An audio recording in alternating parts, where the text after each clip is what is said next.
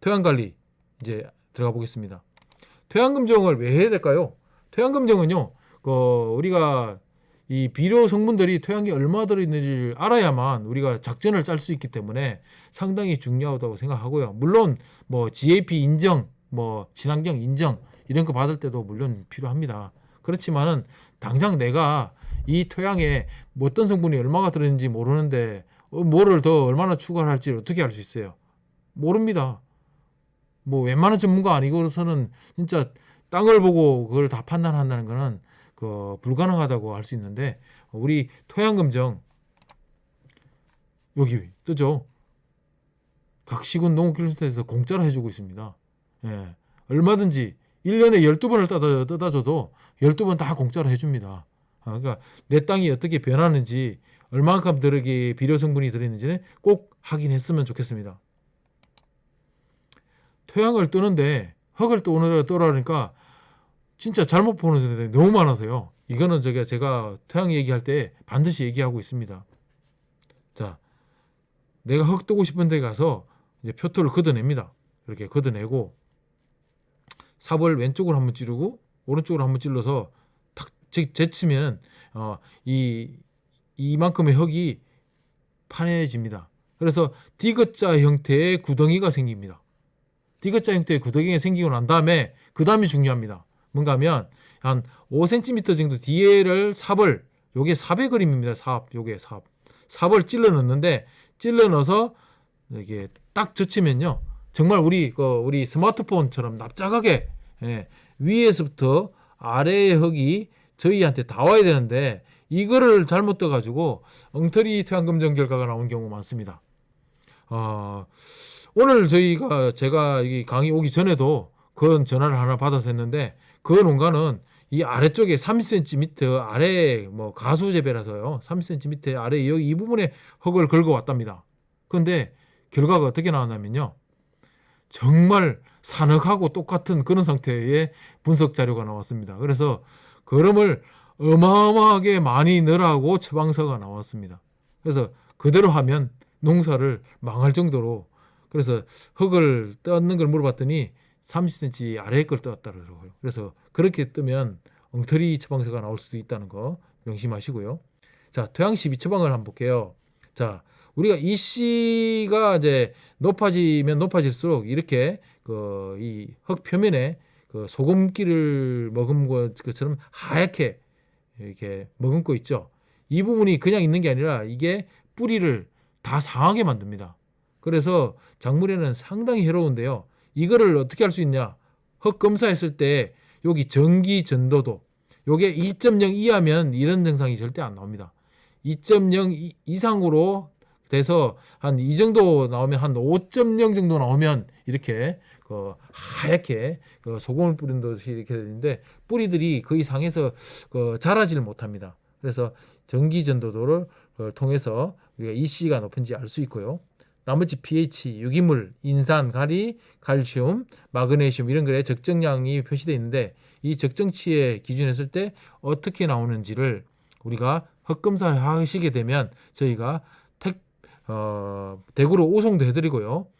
우리가 이 처방서를 뽑아서 컨설팅도 해드립니다. 그래서 보면 이렇게 내가 토양에 유기물이 적당한지, 다른 성분들이 다 골고루 갖춰져 있는지, 문제가 없는지 이런 것들을 알려주고요. 아래쪽에 비료 추천장을 통해서 밑거름을 얼마를 쓰고 윗거름을 얼마를 주면 아주 적정하게 고품질 오일을 생산할 수 있다는 우리 지침서를 드립니다.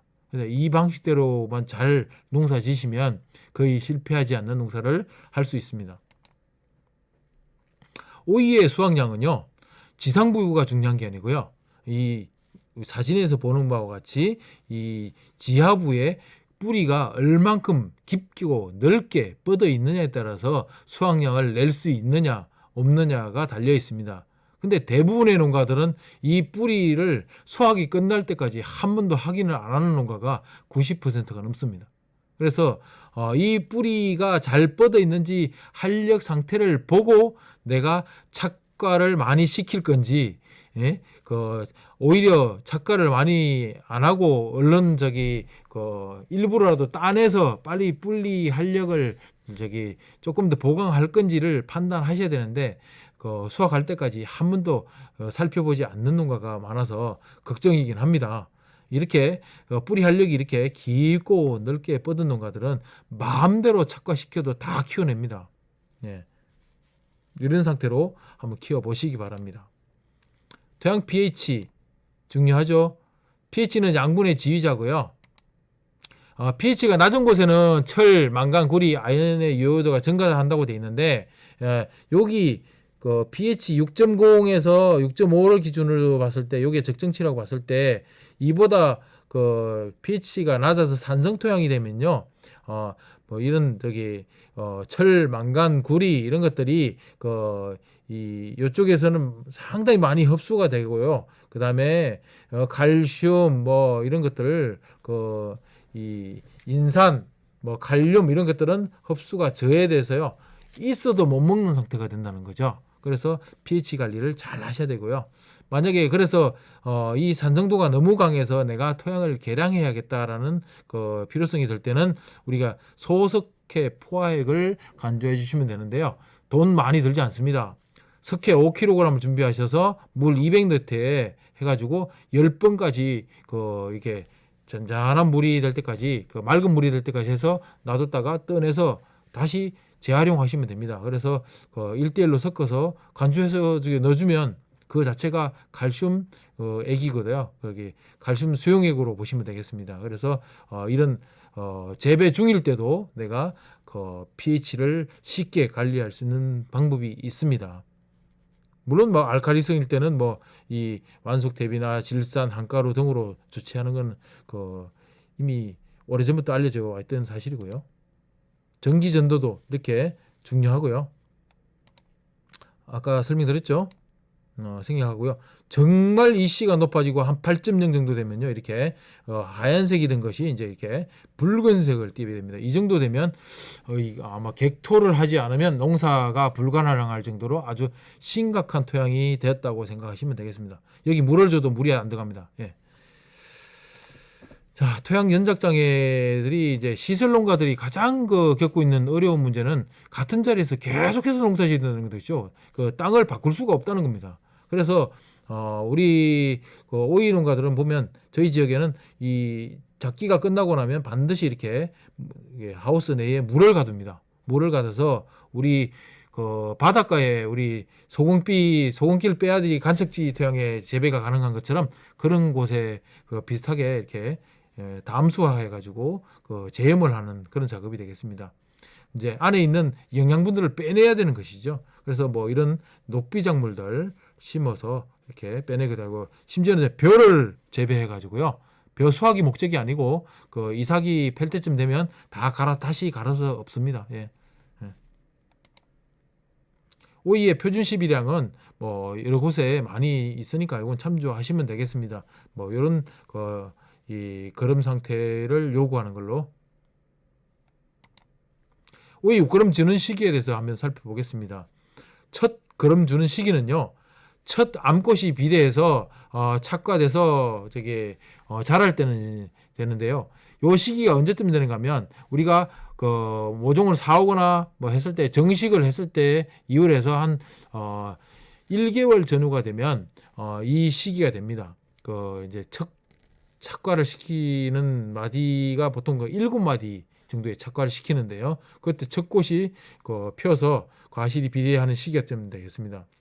그런데 이 시기에 초세가 상당히 강하면 첫 수확 무렵 내지 그 후로 살짝 늦춰주는 게 좋습니다. 추비량하고 추비 간격은 이 추비량은 1회에 300평당 기준 했을 때 2 내지 4kg 이내로 하시면 되겠고요. 이 복합비료는 물 한 말당 60 내지 40g 정도로 희석하시면 되겠고요. 수확 초기에는 5 내지 6일 간격으로 하시면 되겠습니다. 수확 최성기에는 우리가 2 내지 3일 간격으로 보통 짧게 간격으로 이어가시면 되겠고요. 가실 비대가 빠르거나 수확량이 많은 시기에는 추비를 자주 하게 됩니다. 그리고 일회 추비량을 너무 많이 가져가게 되면요, 뿌리 발육이 오히려 억제돼서요, 곤봉과나 고가의 발생이 더 많아질 수 있으니까 유의하셔야 됩니다. 자, 연면 시비를 우리가 고려해야 될 때가 있는데요. 연면 시비는 뿌리 기능이 급격히 떨어져서 우리가 밑에 비료를 줘서 위에 지상부까지 올라오기를 기다릴 때 너무 오래 걸리거나 이런 거 문제점이 있을 때 그렇게 하는데요. 섭해를 받아서 뿌리가 상했을 때, 고온 농도장애 입었을 때 이렇게 연면 시비를 활용하게 되고요. 그리고 뿌리로 흡수가 잘 안 되는 미령 요소들을 보통 연면 시비로 많이 처리하게 됩니다.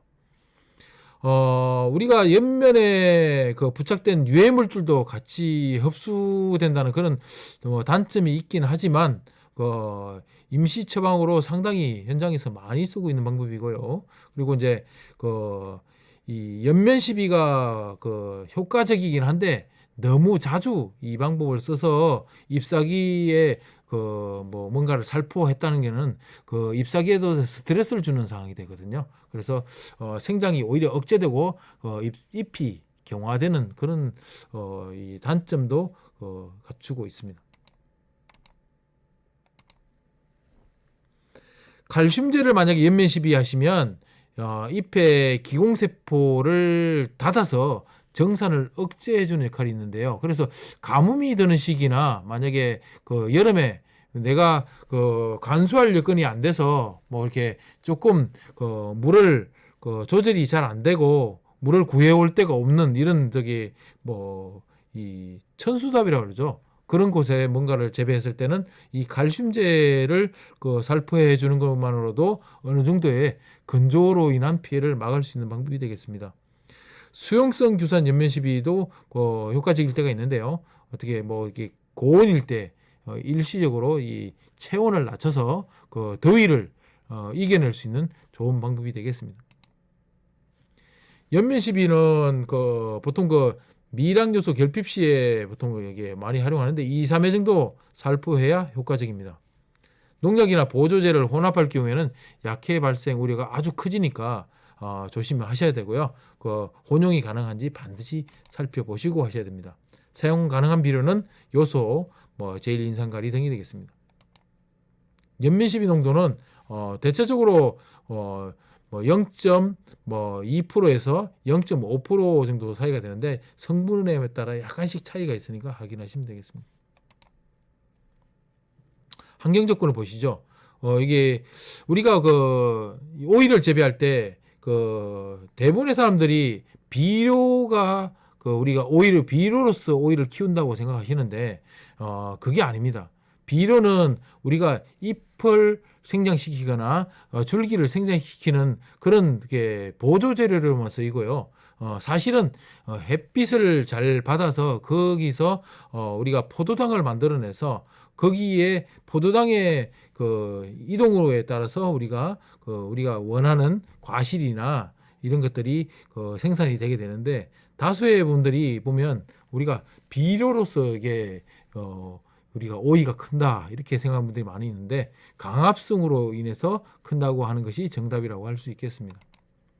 강합성의 원리는 보시면 알겠지만 복잡한 것처럼 화학식 기호처럼 나타나 있지만 이거는 이산화탄소와 물과 결합하고 빛 에너지를 넣어서 우리가 포도당을 만드는 걸 볼 수 있습니다. 그래서 산소도 만들어지고 물도 만들어지고 이렇게 하죠.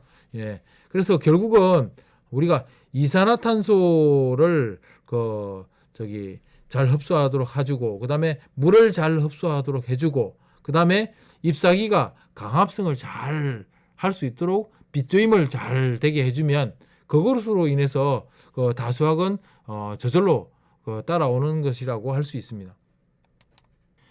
다음은 재배 기술 중에서 양분 관리에 대해서 말씀드리겠습니다. 우리가 16가지 내지 17가지 원소 중에서 다량 원소가 있고요. 미량 원소가 있다는데 다량 원소는 보통 탄소, 수소, 산소, 질소, 인산, 가리, 그다음에 칼슘, 마그네슘, 황 등이 이제 그 작물에 많이 필요로 하기 때문에 다량 원소로 분류되고 있고요. 미량 원소로 보면 뭐 철, 망간, 구리, 아연, 몰리버덴, 붕소, 그다음에 염소, 니켈 정도까지를 미량 원소로 하는데 우리가 이 헥타르당 그 10kg 이상을 요구하는 그런 원소는 우리가 다량 원소로 분류하고 있고요. 헥타르당 10kg 미만으로 적게 요구하는 원소는 미량 원소라고 합니다. 미량 원소로 하면 작물이 생산되는데 조금만 있어도 그 문제가 생기지 않는 것을 미량 요소로 하는데 우리 농가들이 다수들이 보면 그 미량 요소를 다량 요소처럼 착각해가지고 많이 넣어주는 경우들이 생깁니다. 그랬을 때는 오히려 과잉으로 인해서 다른 성분이 흡수가 억제돼서 또 흡수 장애로 그래서 뭐 결핍 현상이 나타나기도 하는 그런 들을 현장에서 많이 저희도 경험하고 있거든요. 그래서 이 다량 원소, 미량 원소 이런 것도 숙지해 볼 필요가 있다고 생각합니다. 우리가 각 원소들이 그 식물체에 흡수됐을 때 우리가 어떤 잎이라고 합시다. 잎을 쪼개고 해서 제일 작은 그 단위로 쪼갰을 때 그 세포가 우리가 사진에 보는 것 같이 이 육면체 형태에 들어있는 이 세포의 형태를 확대시켜 놓은 건데요. 보시면 이 핵이 보이죠? 핵. 그 다음에 이 나머지 여기 파란 녹색의 것들이 이제 엽록소입니다. 엽록소인데 엽록소를 가만히 놓고 보시면 이 이산화탄소 CO2를 끌어당기죠. 끌어당기는데 누가 이 세포벽이라는 공간이 존재하는데 세포벽을 통과해주게 허락을 하거나 역할을 하는 것이 뭔가 하면 칼슘입니다. 그러면 이 끌고 들어온 이 이산화탄소를 다시 엽록소한테 직접 갖다 주는 것은 마그네슘이 갖다 줍니다. 그러면 만약에 그 칼슘은 충분한데 마그네슘이 없다. 그러면 벽은 통과했는데 이 정작 그 엽록소에 이 이산화탄소를 갖다 주지 않는 겁니다. 그러면 재료가 모자라서 공장이 안 돌아가게 되는 거죠. 이런 식으로 이해하시면 되겠습니다. 물을 이 H2라고 우리가 표시하는데 물 같은 경우도 이 세포 벽 안으로 통과시켜서 끌고 들어오는 것은 이 칼륨이 합니다. 우리가 가리라고 하죠. 가리질 비료. 가리가 부족하면 물을 수급하는 게 문제가 생깁니다. 그래서 이런 하나하나 요소마다 다 자기의 역할이 있습니다. 만약에 이 엽록소에서 그 당이 만들어질 때 인산이 필요하게 되고요. 그다음에 당이 만들어진 거를 다시 그 과실이나 다른 물질로 옮기려고 하면 붕소가 역할을 해야 됩니다. 붕소가 역할을 안 하면 이 만들어진 당이 과실로 옮겨지지 않습니다. 그렇기 때문에 문제가 생기죠. 어디든지 다 원활하게 전체적인 공장이 돌아가려면 우리가 이런 원소들이 각각의 기능들이 다 필요하기 때문에 우리 원소들이 골고루 잘 흡수되도록 도와줘야만 광합성이라는 이런 이 공장이 잘 돌아가서 우리가 원하는 오이가 많이 생산되게 되는 것이죠. 각 원소들의 기능을 보시면 뭐 질소는 아미노산과 핵산의 구성 성분이고 뭐 이런 것들을 이게 조금 전에 그림을 통해 설명드렸던 내용들이 여기에 다 증거처럼 나와 있는 겁니다. 자, 우리가 비료를 성분별로 분류를 할 때요, 질소질이다, 인산질이다, 또는 칼륨이다, 뭐 이렇게 분류를 하는데요. 질소질은 우리가 우리가 단백질을 구성하는 그런 원소로서 우리가 기호로는 N이라고 표시하죠. 근데 이 비료가 요소, 유환, 뭐 석회질소 이런 것들이 우리가 이제 질소질 비료로 분류하는데요. 오른쪽에 그림을 보시면 요거 요소죠. 우리 잘 보이는. 그다음에 인산질 비료는 용성인비, 용가린, 가석 등이 있고요. 우리 보면 여기에 용성인비네요. 예. 그리고 칼륨질 비료가 염화가리가 있고요. 뭐 가리, 칼륨 같은 말입니다. 항산가리가 있고요. 그다음에 여기 보면 염화가리 이렇게 보이시죠? 상품들. 우리가 정식전에 대비와 비료를 투입하는 시기가 있는데요. 우리가 그 상주 같은 경우는 볏짚을 상당히 농가들이 많이 활용하고 있습니다. 유기물을 상당히 잘 주고 있는데요. 근데 볏짚을 너무 임박해서 투입하면 또 문제가 생깁니다. 그래서 정식 2개월 전에는 볏짚을 넣어서 깊이갈이해서 충분히 부숙된 상태에서 이 정식이 들어가야 되고요. 그래서 볏짚을 먼저 넣고 깊이갈이를 하고요. 여기에는 볏짚을 투입할 때는 볏짚 1톤당 요소를 한 15kg 정도를 같이 투입하는 게 좋습니다. 그래야만 부숙이 원활하게 잘 되고요. 그렇지 않을 경우에는 흙 속에 있는 질소를 일시적으로 끌어다 쓰는 그 질소 기아 현상이라는 게 발생합니다. 그래서 정식된 그 묘종에 이게 노랗게 황화되는 그런 피해를 줄 수 있고요. 예. 그래서 15kg의 일종의 마중비료라고 그럴까요? 네, 그런 역할을 하는 요소를 첨가해서 볏짚을 투입합니다. 그리고 정식 1개월 전에는 여러분들이 처방받은 완숙 대비, 그 다음에 석회, 인산질비료 이런 것들을 넣은 다음에 깊이갈이 경운을 하겠습니다. 그 다음에 정식 7 내지 10일 전이 도래하면 이때 NK 복합비료죠. 예. 복합비료를 이쪽 태비하고 이쪽에 같이 안 주는 이유가 있어요. 이게 이 석회가 포함되어 있는 이 비료하고 이쪽에 우리가 복합비료하고 같이 섞이게 되면 이 복합비료 준 것들이 거의 가스가 돼서 하늘로 날아가 버립니다. 그래서 질소비료 특히 이런 것들이 역할이 없어집니다. 그러니까 비료가 무효가 되는 거죠, 중계. 그래서 이 터울을 줘서 이렇게 주게 되고요. 이제 NK 복합비료를 주고 이랑을 짓고 멀칭을 주로 하게 되죠. 그리고 2, 3일 전에 또 해야 될 일이 있습니다. 포기 모종을 심을 때 미리 충분히 간수해서 물을 줘놔야만 아래쪽에 뿌리 아래쪽에 촉촉한 상태로 되고 위쪽으로는 뽀송뽀송한 상태가 돼서 뿌리가 물을 찾아서 깊고 넓게 뻗을 수 있는 뿌리 조성 환경이 만들어지게 되는 겁니다. 자, 이렇게 보면 직접 이렇게 깊이갈이 하는 모습이 보이시죠? 볏짚 넣고 로타리 하고 이렇게 아주 분주하게 활동을 합니다. 이 시기가 되면. 근데 오일을 정식했는데 너무 빨리 노화가 온다.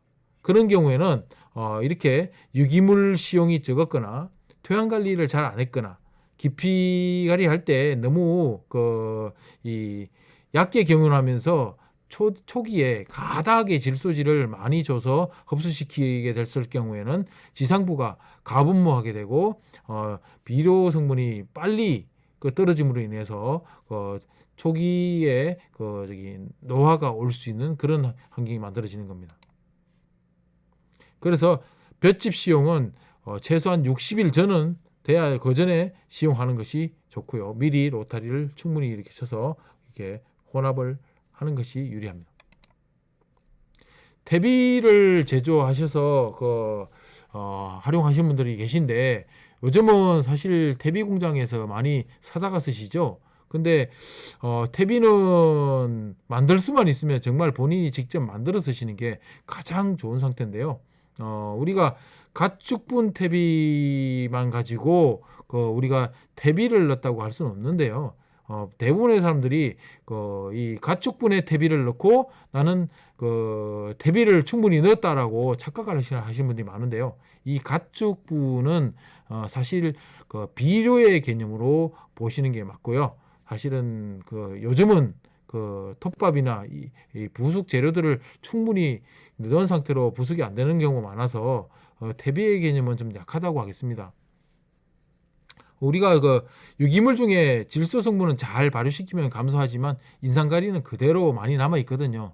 예전에 그래서 우리가 퇴비를 어느 정도 시용해내고 했냐에 따라서 이제 복합비료 투입량이 달리 시용하는데 예전에는 질소 성분 위주로 많이 산정을 했었습니다. 그런데 최근에는 인산 성분을 위주로 계산을 하는 것이 많고요.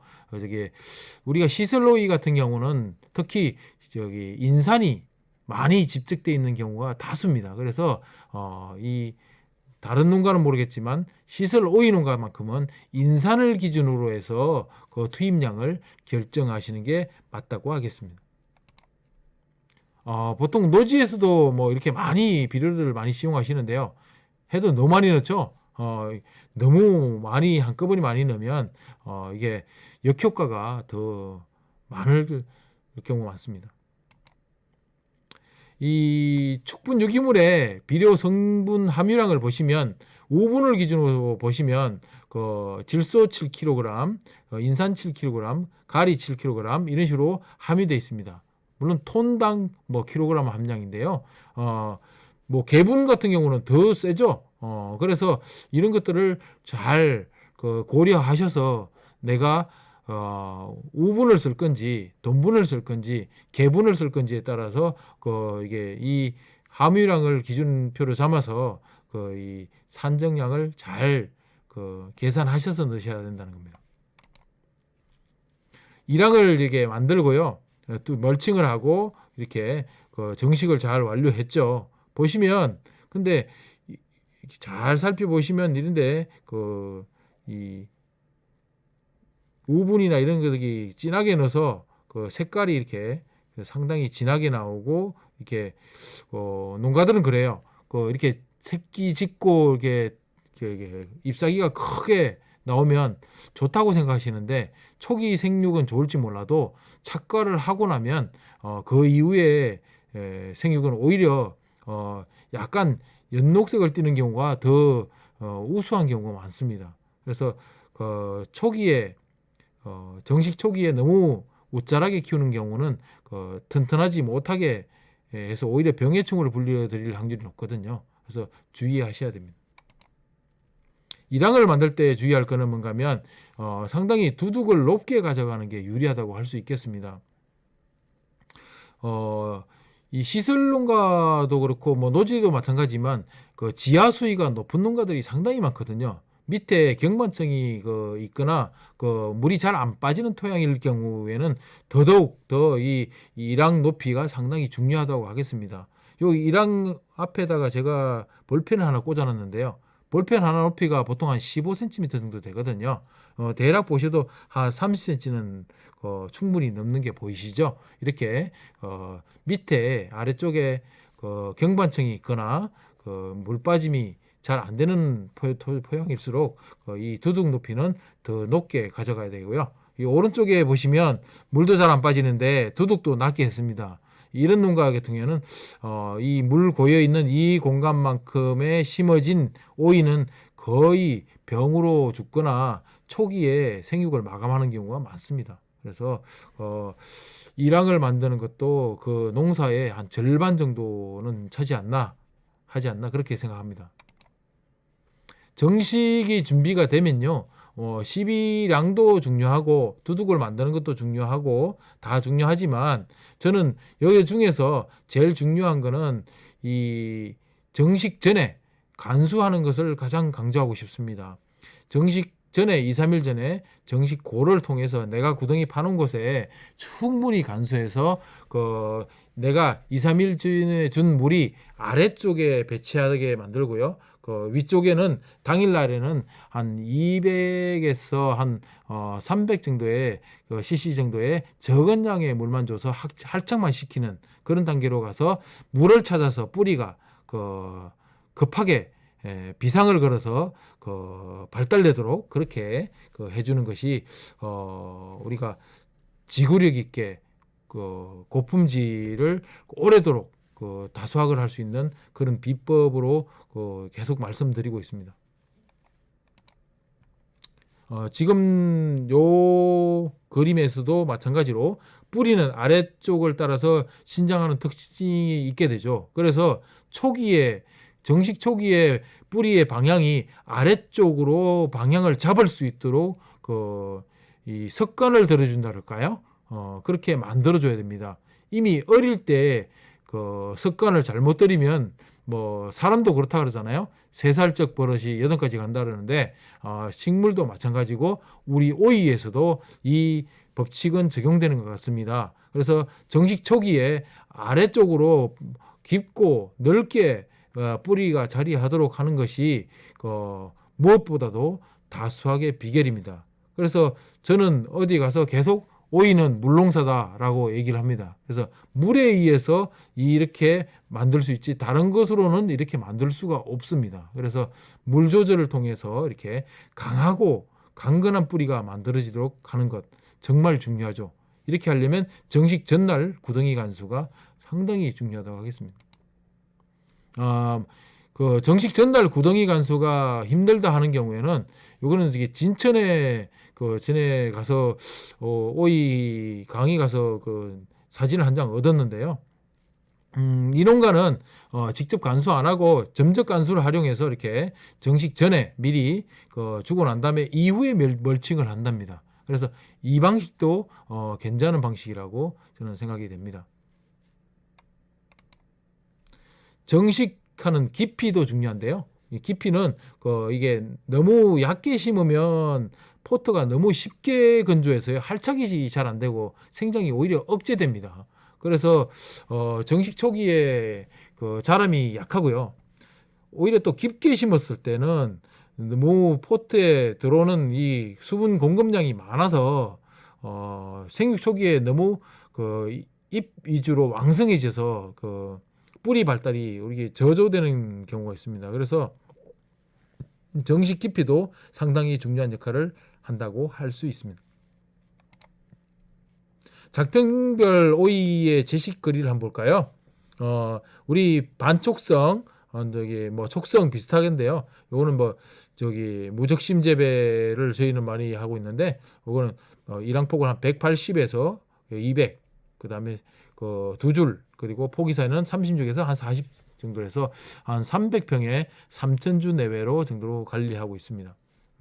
적심 재배는 뭔가 하면 상단을 이 순지르기를 해서 고기까지만 따고 농사를 접는 방식을 보통 적심 재배를 하죠. 그래서 적심 재배의 경우에는 상단 부위까지 다 따고 나면 바로 이제 농사를 정리하고 다시 묘종을 시켜서 그 다음에 정식을 해서 다시 2, 3차례 이어가는 그런 방식을 이제 적심 재배라고 할 수 있고요. 저희가 상주에서는 노지에서는 예전에는 이 대나무를 해서 이렇게 합장식으로 많이 유인을 하고 재배했었습니다. 근데 최근에는 이제 철제 지주를 활용해서 이렇게 우리가 이제 거물망을 걸고 이렇게 올려서 적심 재배하는 방법으로 많이 하고 있고요. 이제 시설 내에서는 줄기를 이제 이렇게 줄내림 방식으로 해서 이렇게 자동 줄내림 이렇게 해서 이동 하는 방식으로 쓰고 있고요. 이제 요거 같은 경우는 수동으로 사람이 인위적으로 이제 이 줄기를 옮겨줘서 집게 같은 데 찝어서 이렇게 유인을 해서 계속해서 줄 내려가는 방식으로 재배하고 있습니다. 우리가 착근을 정식을 하면 적기에 하도록 하는 게 상당히 중요한데 보시면 여기 정식 적기에 다다른 묘종은 이렇게 한 잎사귀가 제일 위에 있는 잎사귀가 번엽이 여기 한 500원짜리 동전 조금 크기 정도 됐을 때가 이제 잎사귀로 우리가 보통 판정을 하는데 요것도 네 번째 잎이죠. 네 번째 잎이 이렇게 전개됐을 때 보통 정식을 하게 됩니다. 그래서 이 착근을 하고 나면 이제 그 다음 잎사귀들이 활발하게 나오게 되는데요. 요게 착과가 잘 되었는지 확인하는 방법이 있습니다. 정식 후에 우리가 정식한 포장에 가보면 우리가 이 잎사귀 주변에 물방울이 오전에 이렇게 조롱조롱 매달리죠. 이렇게 되면 활착이 잘 됐다고 판단하시면 되겠고요. 이 착근이 잘 안 되거나 했을 때는 이렇게 정식 후에 빨리 착근용 간수를 하는 방법도 좋은 방법이라고 하겠습니다. 활착 초기에 우리가 이제 물 관리에 따른 풀이 생육 형태를 봤을 때요. 강건하게 자라는 줄기의 형태는 이렇게 Y자 형태를 떼고 지그재그로 형태로 가는 걸 볼 수 있습니다. 잎사귀에 펼치는 방향이요. 근데 오른쪽을 보시면 완전히 직각 형태로 축축 늘어지는 것을 볼 수 있는데 이런 거는 이 잎이나 줄기가 연약하게 자랄 때 이런 형태로 자라고 있다고 판단하시면 되겠습니다. 그래서 조금 전에 그 Y자 형태로 이렇게 강하게 자라는 그 이게 줄기가 강건하게 자란다 그랬는데요. 지금 여기 왼쪽의 사진을 보시면 이 줄기하고 그 이 잎에 전개되는 이 엽병의 방향의 저기 각도가 거의 한 45도 형태로 이렇게 강하게 하늘을 보고 뻗고 있죠. 근데 오른쪽에 보시면 고온으로 인해서 좀 시들고 있는데 보면 잎사귀가 축 늘어진 것도 알 수 있지만 잎사귀에 펼치는 방향이 거의 90도에 가깝게 늘어지고 있다는 것을 볼 수 있습니다. 그리고 정상적으로 자라는 저기 생장점을 보고 이제 판단하시는 것은 생장점이 보이지 않고 잎 두 장이 이렇게 가지런히 생장점을 감싸는 형태로 있는 것들이 정상적인 자람 형태라고 볼 수 있습니다. 활착기에서부터 착각기까지 관리 요령은 뭐 여러 차례 뭐 이게 학습을 하셨을 수도 있는데요. 우리가 저기 주간 온도, 뭐 야간 온도 이것도 중요하지만 수분 관리 이가 상당히 중요한데요. 1번가 착과 시점부터 소량 다회, 그러니까 적게 주되 아니죠. 맞죠? 적게 주는데 자주 줘라 이런 뜻이에요. 그래서 소량 다회로 간수를 하고 오전 중에 수분 관리를 마쳐라 이런 얘기를 이렇게 표현하는 거예요. 소량 다회 오전 중에 실시 이렇게 말씀드리고요.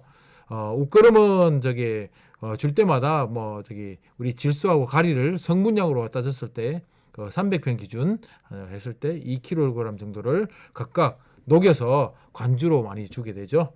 요거는 착과해서 수확량이 늘어나면 조금 더 늘려서 줘야 됩니다. 양을. 정식 후에 20일 경과 후에 생육이 전개됐을 때 보통 이 개화되는 열매의 보통 마디를 보통 7째 마디를 주로 잡는데요. 그 아래쪽에 대한 개화가 되거나 암꽃이 발생하면 즉시 제거합니다. 그리고 나오는 곁순도 즉시 제거하는 게 좋고요. 그 다음에 이때 벌써 11마디에서 12마디가 전개되고 되고요. 요때 균형을 잘 맞추시는 것이 이제 초세 조절을 잘 하시는 것이 사실은 이제 다수학의 비결이라고 할 수 있겠고요.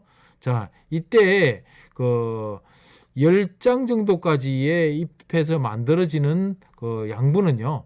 뿌리로 갑니다. 뿌리로 가고 15절 이후로 만들어지는 잎사귀의 강합성된 양분은요 가실로 가게 되고요.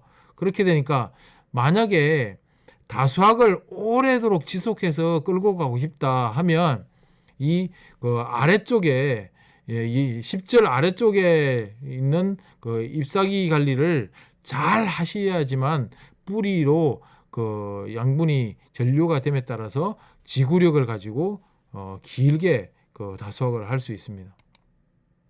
줄기 유인 방식은 뭐 어느 지역이나 뭐 좀 약간 비슷하기도 하고 뭐 다르기도 한데요. 노지의 저희 유인 방식은 25절 뭐 이렇게 적심을 하는 경우도 있는데 저희 지역에서는 원줄기 적심은 안 하는 경우도 꽤 많고요. 그다음에 이제 하위 7마디 이상에서 척지 발생을 유도하고요. 보통 수확 가수를 증가시키고 수확 길을 연장하는 경우도 있습니다.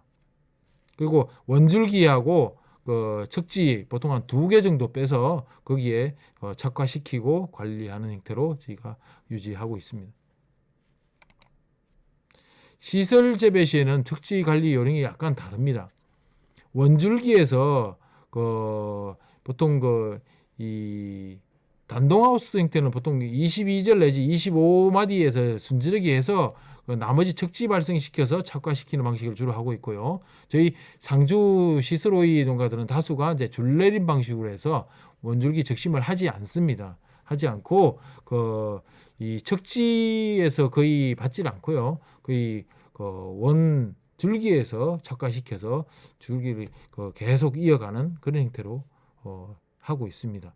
근데 만약에 원줄기를 척지 발생시켜서 한다 하시면 아래마디에서 6 내지 12마디에서 순을 적심하고요. 그다음에 중간 마디는 저기 13마디에서 18마디 사이에 그 아들 줄기를 적심해서 거기에다가 착과시킨다는 거죠. 그리고 그 18마디에서 23마디에 해당되는 곳에는 그 한 마디만 빼서 순지르기 하고 거기에다 착과시킨다 이 뜻이에요. 그래서 손자줄기는 보통 거기서 다시 손자줄기가 나오면 두세 마디에서 순지르기를 끝낸다. 이렇게 적지 관리를 한다 이 뜻입니다.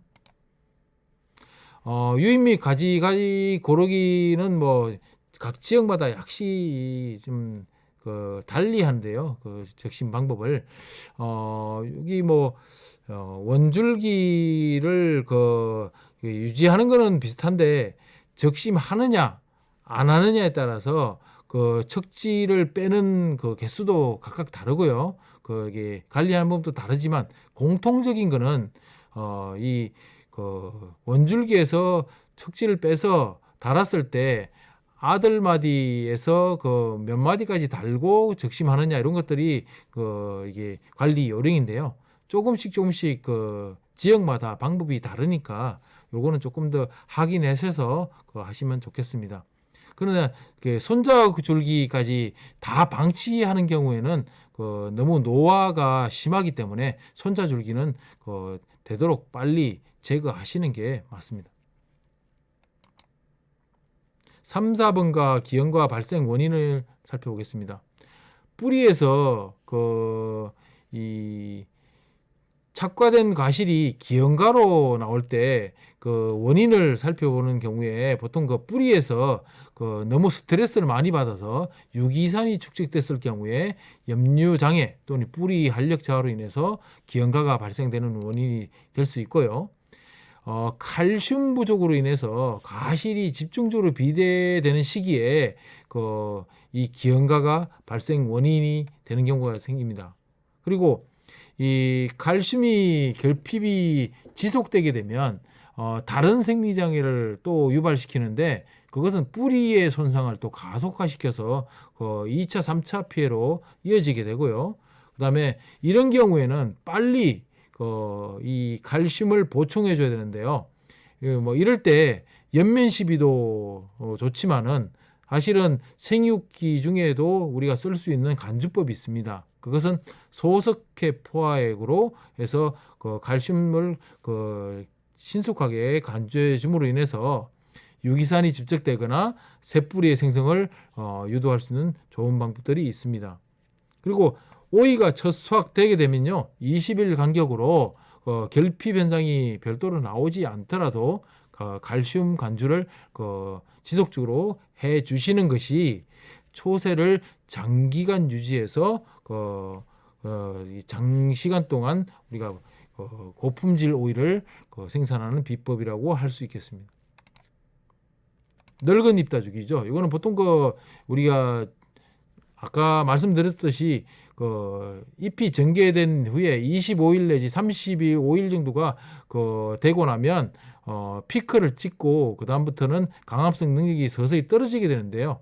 이때 필요 없는 잎을 빨리 따주는 것이 빛이 잘 들어오게 하고 통풍을 좋게 해서 우리가 좋은 오이를 딸 수 있는 방법으로 가는 거죠.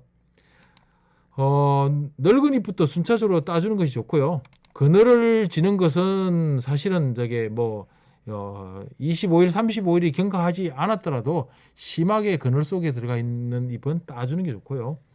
따주더라도 또 한꺼번에 5엽 이상 따주는 것은 좋지 않고요. 한 번에 한 2-3장 정도씩 제거하시면 좋겠습니다. 잎을 제거하시라 그랬더니 이 오이가 요거 사진에 보시죠. 오이가 달려 있는데 얘가 크지도 않았는데 아예 확정도 안 됐는데 여기에 관련된 바로 옆에 있는 잎사귀를 따게 되면 이거는 심각한 스트레스를 받게 됩니다. 그래서 이 오이는 거의 고가가 되거나 정상적으로 자라지 못하게 되니까요. 이렇게 수확의 가실 아래쪽으로는 보통 한 5장 내지 6장 정도의 잎이 있는 것이 좋고요. 뭐 심하게 병이 왔다 이렇게 하면 이양 따낼 것 같으면 이 열매까지 같이 땄어야 됩니다. 그죠? 이렇게 옆에 있는 잎사귀를 따버리면 심각한 결핍을 초래하기 때문에 제대로 정상적인 가시를 수확할 수 없게 됩니다. 잎을 제거할 때 주의하실 방법은 또 우리가 비 오는 날 또는 흐린 날 이런 데 잎을 따게 되면 수액이 가다하게 흘러나와서 이 상처가 아물지 않아서 수세가 급격하게 떨어질 우려가 있고요. 그리고 이 상처난 곳으로 우리가 곰팡이균이나 이런 바이러스나 이런 병균들이 침입하기가 용이하기 때문에 상당히 불리하다고 하겠습니다. 그래서 굳이 흐린 날, 비 오는 날을 택해서 잎 제거 작업은 좀 하는 것은 좀 늦추는 게 더 유리하지 않을까 그렇게 생각하고 있습니다. 오이는 변온 관리를 보통 우리 시슬 오이에서 많이 하는데요. 이 해가 있는 낮 시간 동안에 온도 관리 방법과 해가 없는 밤 시간의 온도가 각각 다르게 관리해야 합니다. 그 이유는 뭔가 하면 강합성이 일어나고 있는 낮 시간 동안에는 최대한 강합성을 잘 할 수 있는 온도 조건을 맞춰주고요. 저녁 시간대, 그러니까 일하지 않고 쉬어야 하는 그 시간대에는 에너지 소모를 최소화시켜야 되기 때문에 온도를 낮게 가져가는 게 유리하다고 하겠습니다. 이 도표를 보시면 우리가 아침에 이른 아침에 해가 뜨기 전에 보통 한 27도에서 28도 정도로 빨리 올려주면 시간대에 강합성을 촉진시킬 수 있는데요. 이 온도에 따라서도 강합성 정도가 틀리기 때문에 강합성을 극대화시키기 위해서는 빨리 우리가 저온까지 다다르게 하는 것이 중요합니다. 그래서 온풍기를 가동해서라도 빨리 2, 3도 정도 이렇게 높여주는 것이 강합성이 촉진이 되겠고요. 오후가 돼서 오후 한 2-3시경, 3시경 정도 되면 이제 온도를 내려야 할 시간입니다. 왜냐하면 강합성 양이 줄어들기 때문에 호흡량도 이제 줄여줘야 되는 거죠. 소모를 억제시켜야 되는 시간이 오는 거죠. 그리고 저녁 일몰 시점, 그러니까 한 17시 정도 되면 이제 낮에 강합성 했던 것을 과실로 영양분을 옮겨야 됩니다. 그 시간대에 온도를 높게 가져가면 오히려 호흡으로 인해서 낮에 일에서 벌어놨던 이 강합성에서 양분들을 오히려 소모를 하게 되니까 전류가 촉진되지 않고 오히려 소모가 촉진되기 때문에 불리하다고 하겠습니다. 그래서 16도, 17도 이 정도에서 관리하시면 빠르게 우리 전류 촉진이 되고요. 이후에 전류가 한 3-4시간 정도 돼서 전류가 끝나고 나면 이제 우리가 보통 12도씨 내외로 해서 완전히 호흡을 억제시키고 사람으로 말하면 잠자리에 들게 만드는 것이죠. 예, 그렇게 해서 4단계의 변온으로 주로 관리를 하고 있습니다. 그래서 요즘 온풍기도 보시면 아예 그 시간대를 자동으로 조절할 수 있도록 여기 그림에 보는 것과 같이 4단 변온 장치 해서 우리가 알람 맞추듯이 세팅할 수 있도록 이렇게 잘 맞춰서 나옵니다.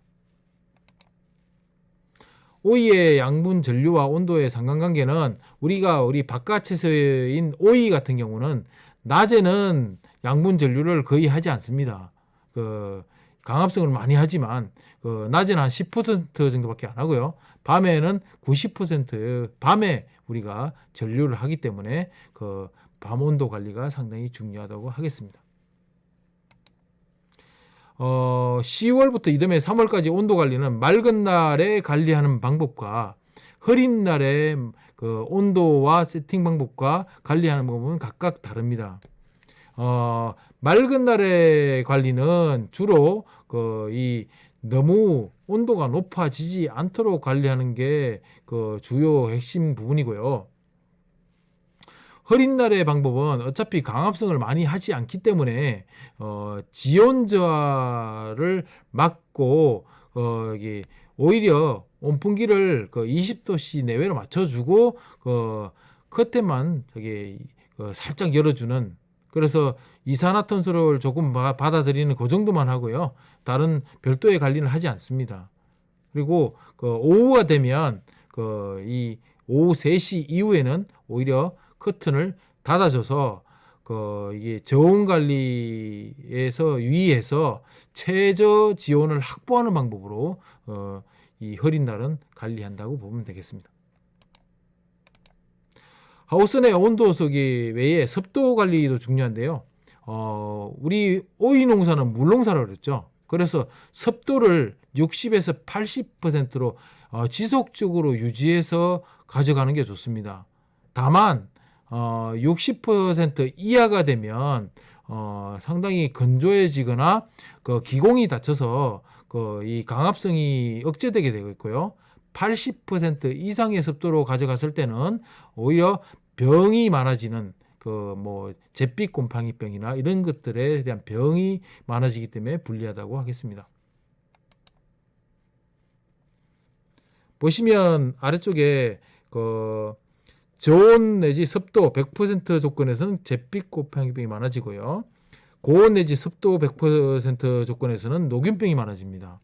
그 다음에 고온 플러스 건조 습도 60% 이하 조건을 만들게 되면 흰가루병이 만연하는 그런 상황이 되니까 60에서 80%를 유지하는 것은 다수학 비법과도 관련됐다고 할 수 있습니다. 우리가 습도와 강압성의 상관관계를 보시면 습도가 높아짐에 따라서 강압성도 급격히 높아짐을 볼 수 있습니다. 이 정산 속도는 습도가 높아지면 높아질수록 정산 속도는 낮아지죠. 근데 정산 속도가 증가하고 따라서 강압성 속도는 오히려 줄어드는 결과가 오니까 습도 관리가 이게 상당히 중요하다는 것을 볼 수 있습니다. 이 도표를 통해서 확인할 수 있죠. 우리가 그래서 이 습도 관리를 온실 내에 가습기를 틀어주지 않는 한 볏짚 피복하는 방법으로 하면 상당히 습도 관리가 유리한데요. 볏짚을 피복을 하게 되면 오전 중에 습도는 높아지고요. 오후에는 오히려 낮아져서 병 발생도 줄일 수 있는 아주 일석이조의 효과가 있습니다. 보시면 볏짚과 간행의 피복 정도에 따라서 습도가 관리되고 있는 걸 볼 수 있는데요.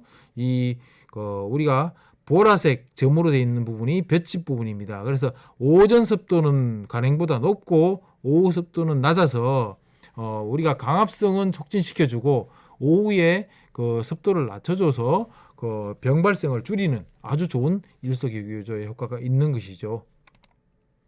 토양수분 관리 요령은 우리가 우리 텐시오메타를 가지고 확인할 수 있는데요. 우리 수분 장력계라고 그러죠. 보통 1.7에서 2.3 범위 내로 유지해서 이보다 더 아래로 떨어지면 우리가 간수를 해야 되는 그런 시점이 오는 거죠. 생육 초기에는 조금 더 자주 한다고 보시면 되겠죠. 자주 하셔야 되고 가실 비대기에 이르려면 좀 더 많은 양을 자주 하셔야 됩니다. 수확 최성기에는 한 번에 주는 양을 4리터까지도 주당 한 주당 간주해야 되는 많은 양을 간주하게 되는 거죠.